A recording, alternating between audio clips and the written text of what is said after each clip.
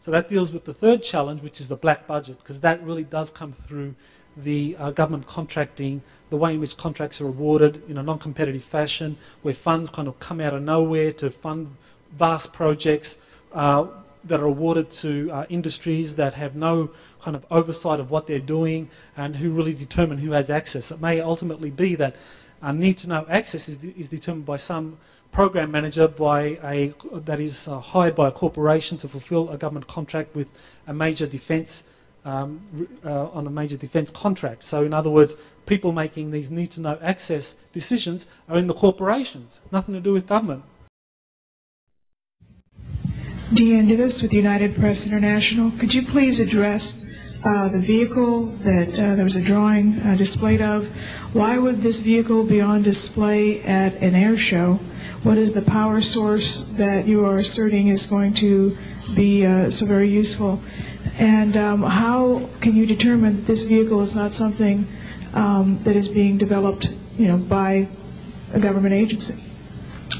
In fact, I think that was the testimony. This is an alien reproduction vehicle, and just to be clear, this means that it is based on advanced anti-gravity and zero-point energy propulsion systems. Those are the propulsion systems. They are being manufactured by a consortium of companies that include Lockheed Martin, Northrop, SAIC, and other corporations. They do have superluminal capacity, in other words, faster than the speed of light capacity. I think Mr. McCandlish and other witnesses that he's identified could go into more of the technical physics of it. I'm just a country doctor from Virginia, I tell people. I mean, really. And but this is actually what is the reason it's called alien reproduction vehicle is that it's based on the study of extraterrestrial vehicles, but it is manufactured by human military intelligence aerospace contracting arrangements. And this is very important. It means that we, Homo sapiens, have the ability to access this so-called zero-point field of energy, which is the ambient field of energy from which all matter and energy is fluxing, and can access that energy and generate all the power we need to run this planet without fossil fuels or pollution. Do you have any direct evidence, though, that this, we're talking about the same government that so appropriately named a snooper program Carnivore.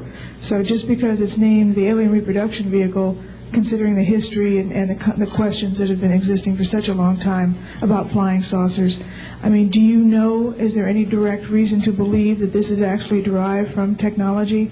Any of the witnesses who can attest to that? And how would this, a propulsion system, a rocket engine doesn't necessarily translate into electricity. Can you elaborate on that?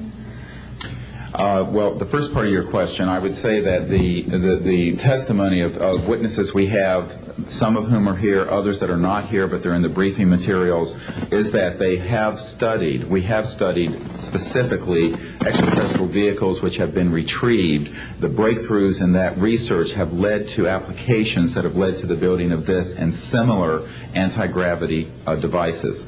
And that, in fact, this can be proven in open testimony before Congress, and that is exactly what we are calling for. We have the witnesses to establish this, and they also have the documents and the specific details of the propulsion systems. But this is not a jet internal combustion system at all. It is actually kicked in by a type of electric power source, and it then accesses this ambient zero-point energy field that is responsible for all matter and energy existing, and by special configurations and what have you, it causes a cancellation of mass inertia and an anti-gravity effect. And this is a complex technical discussion which is probably beyond the scope of this conference, but we have materials in the briefing document that we can provide you with references to people who have studied the anti-gravity effect as far back as certainly the 1950s. We have one witness who said that his family was connected to the RAND Corporation, and that by the mid-1950s that more money had been spent on anti-gravity propulsion systems than the totality of the Manhattan Project. So yes, we can establish those elements. Other questions?